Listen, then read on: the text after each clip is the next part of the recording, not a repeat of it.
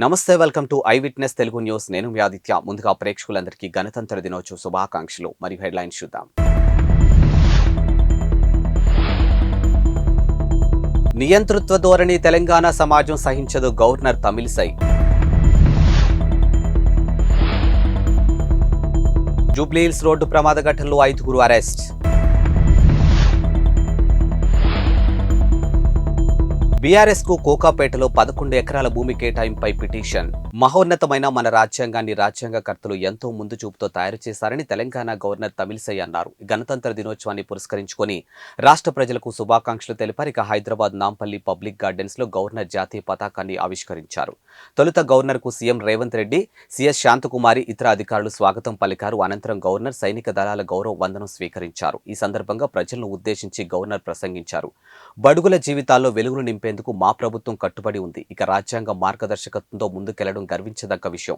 ఆ స్ఫూర్తికి భిన్నంగా పాలకులు ముందుకెళ్తే ప్రజలు ఊరుకోరు. గడిచిన 10 ఏళ్లలో అలాగే వ్యవహరించారు. రాజ్యాంగం ఇచ్చినటువంటి హక్కుల ద్వారానే రాష్ట్రం సాధించుకున్నాం. ఇక నియంతృత్వ ధోరణితో వెళ్లడాన్ని తెలంగాణ సమాజం సహించితే ఎన్నికల్లో తీర్పు ద్వారా నియంతృత్వ ధోరణికి ప్రజలు చరమగీతం పాడి ప్రజాప్రభుత్వాన్ని ఏర్పాటు చేసుకున్నారు. ఇక అహంకార నియంతృత్వం చెల్లదని స్పష్టమైన తీర్పును ఇచ్చారు. మద్యం మత్తులో అతివేగంగా కారు నడిపి ఓ వ్యక్తి మరణానికి కారణమైన నిందితులను జూబ్లీహిల్స్ పోలీసులు అరెస్ట్ చేశారు. నిందితులను తుకారం గేట్ కు చెందినటువంటి కొవ్వూరి రుత్విక్ రెడ్డి, లాలాపేటకు చెందినటువంటి లోకేశ్వరరావు, మౌలాలీకి చెందినటువంటి బి అభిలాష్, వెస్ట్ మారేడ్పల్లికి చెందినటువంటి మగ్దంపల్లి అనికేతు, సికింద్రాబాద్ కు చెందినటువంటి వైష్ణవిగా గుర్తించారు. ఇక ఫిరోజ్గూడకు చెందినటువంటి రుత్విక్ రెడ్డి బంధు జి సురేష్ రెడ్డి పరారీలో ఉన్నట్లు పోలీసులు తెలిపారు. ఇక నిందితులను అరెస్ట్ చేసి రిమాండ్ కు తరలించినట్లు పేర్కొన్నారు. ఇక రుత్విక్ రెడ్డికి ఇటీవలే అమెజాన్ లో ఉద్యోగం వచ్చింది. ఆ ఆనందంలో పార్టీ ఇస్తానని స్నేహితులను పిలిచి తన సోదరి కారులో బయలుదేరారు. మంగళవారం రాత్రి సికింద్రాబాద్ లో మద్యం కొన్నారు. ఇక రుత్విక్ తో పాటు మరొకరు మద్యం తాగుతూనే కారులో పలు ప్రాంతాల్లో తిరిగారు. ఇక చివర్లో అమెజాన్ కార్యాలయం వద్దకు వెళ్లి తెల్లవారుజామున 4 గంటల సమయంలో మాదాపూర్లో బిర్యానీ తిన్నారు. ఇక రుత్విక్ రెడ్డి వేగంగా కారు నడుపుతూ జూబ్లీహిల్స్ రోడ్ నంబర్ 36 వద్ద అదుపు తప్పి బైక్ పై స్నేహితుడు ఏసురాతో కలిసి బైక్ పై వెళ్తున్నటువంటి గాంధీనగర్ కు చెందినటువంటి బౌన్సర్ లింగాల తారకరాం ఢీకొట్టారు. ఇక దీంతో అతడు అక్కడికక్కడే మృతి చెందగా ఏసురాజు తీవ్రంగాను గాయపడ్డారు. గత బీఆర్ఎస్ ప్రభుత్వం కోకాపేటలో 11 ఎకరాల భూమిని institute of excellence and human resource development కోసం బీఆర్ఎస్ కు కేటాయించడంపై హైకోర్టులో గతంలో పిటిషన్ దాఖలైంది. ఈ పిటిషన్ను హైకోర్టు విచారణకు స్వీకరించింది. అత్యంత ఖరీదైన భూమిని పార్టీ కార్యాలయం కోసం బీఆర్ఎస్ పార్టీకి కేటాయించారని ఫోరం ఫర్ గుడ్ గవర్నెన్స్ కు చెందినటువంటి ప్రభాకర్ పిటిషన్ దాఖలు చేశారు. ఇక survey number 239, 240 centre for excellence పేరుతో మార్కెట్ ధర కంటే తక్కువ ధరకు 11 ఎకరాల భూమిని కేటాయించినట్టు పిటిషన్లోనూ పేర్కొన్నారు. ఇక ఎకరా 50 కోట్ల విలువైనటువంటి భూమిని కేవలం 3.41 కోట్లకే కేటాయించారని, 5 రోజుల్లోనే ఈ ప్రక్రియ పూర్తయిందని, దీంతో రాష్ట్ర ఖజానాకు 1.100 కోట్ల మేర నష్టం వాటిల్లినట్లు పిటిషన్లోనూ పేర్కొన్నారు. ఈ కేటాయింపును రద్దు చేసి ఏసీబీ కేసు నమోదు చేసేలా ఆదేశాలు జారీ చేయాలని కోరారు. ఇందులో ప్రతివాదులుగా మాజీ సీఎం కేసీఆర్ పేరును కూడా చేర్చారు. ఇక గత ఏడాది జులైలో దాఖలైనటువంటి ఈ పిటిషన్ను హైకోర్టు ఈ రోజు విచారణకు స్వీకరించింది. ఏబీవీపీ కార్యకర్తలపై హైదరాబాద్ పోలీసులు వ్యవహరించిన తీరు బాధాకరమని బీజేపీ జాతీయ ఉపాధ్యక్షులు డీకే అరుణ మండిపడ్డారు. ఆమెను జుట్టు పట్టుకుని లాక్కొనిపోయిన పోలీసుల తీరును తీవ్రంగా ఖండిస్తున్నామని అన్నారు. గత బీఆర్ఎస్ ప్రభుత్వం మాదిరే ప్రస్తుత కాంగ్రెస్ ప్రభుత్వం వ్యవహరిస్తుందని విమర్శించారు. ఇక ఏబీవీపీ కార్యకర్త ఝాన్సీపై పోలీసులు వ్యవహరించిన తీరుపై ముఖ్యమంత్రి రేవంత్ రెడ్డి తక్షణమే స్పందించాలని డిమాండ్ చేశారు. ఆ పోలీసులపై వెంటనే చర్యలు తీసుకోవాలని, వారిని సస్పెండ్ చేయాలని అన్నారు. ఇక పోలీసులు మానవతా దృక్పథంతో వ్యవహరించాలని అన్నారు. తెలంగాణలో కాంగ్రెస్ 10 ఏళ్లు అధికారంలో ఉంటుందని, ఇందులో ఎలాంటి అనుమానం లేదని, కేసీఆర్ కు అంతలా ముఖ్యమంత్రి కావాలని ఉంటే వేరే రాష్ట్రానికి వెళ్లాలని ప్రముఖ సినీ నిర్మాత కాంగ్రెస్ నేత బండ్ల గణేష్ ఎద్దేవా చేశారు. ఆయన గురువారం ఓ వీడియోను విడుదల చేశారు. కేసీఆర్ పేరు చెడగొట్టొద్దని హితవు పలికారు. ముందు కాంగ్రెస్ చేసే పనులు చూసి మీరు అసూయపడే పరిస్థితులు ఉంటాయని, కానీ మీరు ఆగం కావద్దని, మీ ఆరోగ్యం జాగ్రత్తగా ఉండాలని ఆ భగవంతుని ప్రార్థిస్తున్నానని కేటీఆర్ను ఎద్దేవా చేశారు. గత వారం రోజులుగా కేటీఆర్ మాట్లాడే మాటలు చూస్తుంటే తనకు భయం, బాధ వేస్తున్నాయని అన్నారు. ఇక త్వరలోనే ప్రభుత్వం పడిపోతుందని, త్వరలో కేసీఆర్ ముఖ్యమంత్రి అవుతారనే వ్యాఖ్యలు చేస్తున్నారని, ఆయన వ్యాఖ్యలు నిజం కావచ్చు, ఎందుకంటే రేపు ఆంధ్రప్రదేశ్ ఎన్నికల్లో జరుగుతాయని, ఆ తర్వాత మహారాష్ట్రలో జరుగుతాయి, ఇతర రాష్ట్రాల్లోనూ జరుగుతాయి, ఆయా చోట్ల కేసీఆర్ ముఖ్యమంత్రిగా చేయవచ్చని ఎద్దేవా చేశారు. కేసీఆర్ కు ఏ రాష్ట్రం నుంచైనా సీఎం కావడానికి అర్హత ఉందని, కానీ తెలంగాణలో కాంగ్రెస్ అధికారంలో ఉన్నందున ఇక్కడ ఈ అవకాశం లేదని పేర్కొన్నారు. తమ సహనాన్ని చేతగానితనంగా తీసుకుంటే మేమేంటో చూపిస్తామని ఉప ముఖ్యమంత్రి మల్లు భట్టి విక్రమార్క అన్నారు. ఇక కాంగ్రెస్ బూత్ లెవెల్ ఏజెంట్ల సమావేశంలో ఆయన పాల్గొన్నారు. ఈ సందర్భంగా మాట్లాడుతూ ప్రతిపక్షానికి గౌరవం ఇవ్వాలనే ఉద్దేశంతో తాము సహనంగా ఉన్నామని అన్నారు. కానీ దీన్ని చేతగానితనంగా తీసుకోవద్దని హెచ్చరించారు. పార్లమెంట్ ఎన్నికల్లో కాంగ్రెస్ పార్టీ గెలుపు ఖాయమని ధీమా వ్యక్తం చేశారు. ఇక కాంగ్రెస్ పార్టీ తరఫున ప్రజాప్రభుత్వాన్ని ఏర్పాటు ఏర్పాటు చేస్తామని చెప్పి ఆ దిశగా ముందుకు సాగుతున్నామని అన్నారు. ఇక తాము ఇచ్చినటువంటి 6 గ్యారెంటీల్లో ఇప్పటికే రెండింటిని అమలు చేశామని మల్లు భట్టి తెలిపారు.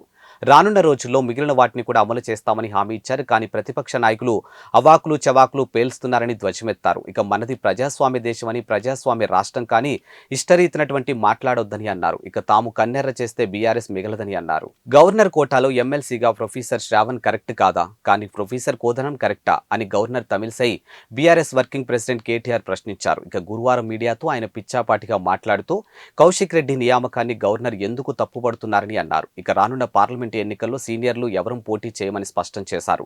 17 లోక్సభ స్థానాల్లో పార్టీలో తీవ్రమైన పోటీ ఉందని అన్నారు. ఇక ఓడిపోయినటువంటి ఎమ్మెల్యేలు తిరిగి ఎంపీలుగా పోటీ చేస్తే సానుభూతి వర్కౌట్ అయ్యి గెలుస్తామని భావిస్తున్నారని పేర్కొన్నారు. ఇక లోక్సభ నియోజకవర్గాల వారీగా సమావేశాలు విజయవంతమైనట్లు చెప్పారు.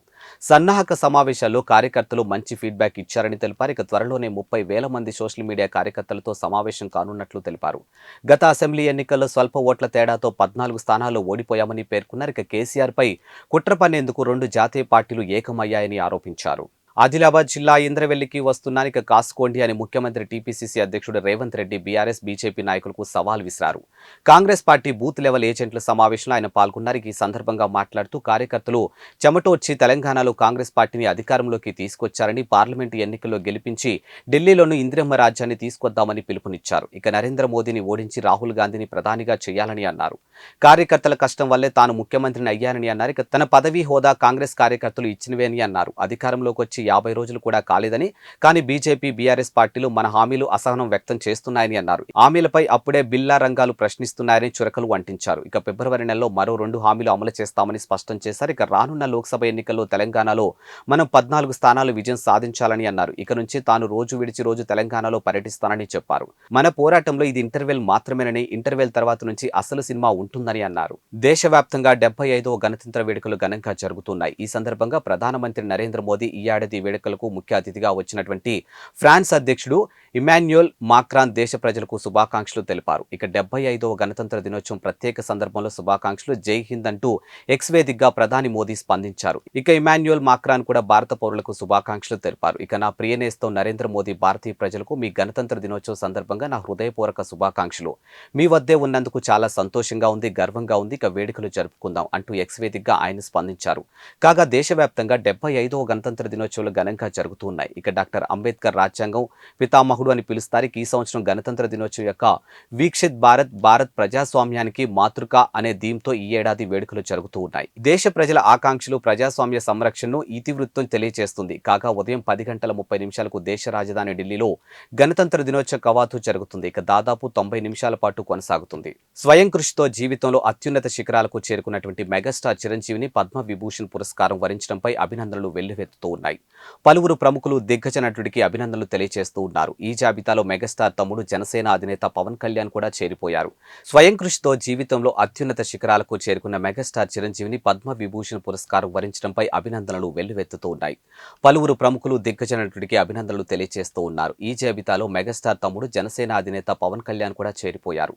స్వయం కృషితో భారత చలనచిత్ర చరిత్రలో తనకంటూ ప్రత్యేక స్థానాన్ని సాధించుకున్న చిరంజీవిని పద్మ విభూషణ్ వరించడం ఎనలేని సంతోషాన్ని కలిగించిందని జనసేనాని పవన్ కళ్యాణ్ వ్యాఖ్యానించారు. ఇక నటన రంగంలో ఎంతో తపనతో అడుగుపెట్టిన అన్నయ్య తనకు వచ్చినటువంటి ప్రతి పాత్రను సినిమాను మనసు పెట్టి చేశారని గుర్తు చేశారు. ఎంతో తపనతో మనసు పెట్టి నటించారు కాబట్టే ప్రేక్షక హృదయాలు గెలుచుకున్నారని ప్రశంసించారు. ఇక అగ్రశ్రేణి కథానాయకుడిగా చిరంజీవి సుస్థిర స్థానాన్ని సంపాదించుకున్నారని, సామాజిక సేవా రంగంలో అన్నయ్య చిరంజీవి చేస్తున్నటువంటి సేవలు ఎందరికో ఆదర్శంగా నిలిచాయని పవన్ అన్నారు. ఈ మేరకు ఎక్స్ వేదికగా ఆయన ప్రకటన విడుదల చేశారు. ఇక పద్మ విభూషణ్ పురస్కారానికి ఎంపికైనటువంటి మాజీ ఉపరాష్ట్రపతి వెంకయ్య నాయుడిని కూడా పవన్ అభినందించారు. ఇవి వాల్టి బులెటిన్ అప్డేట్స్. మరో బులెటిన్తో మళ్ళీ కలుద్దాం. అంతవరకు సెలవు, నమస్కారం.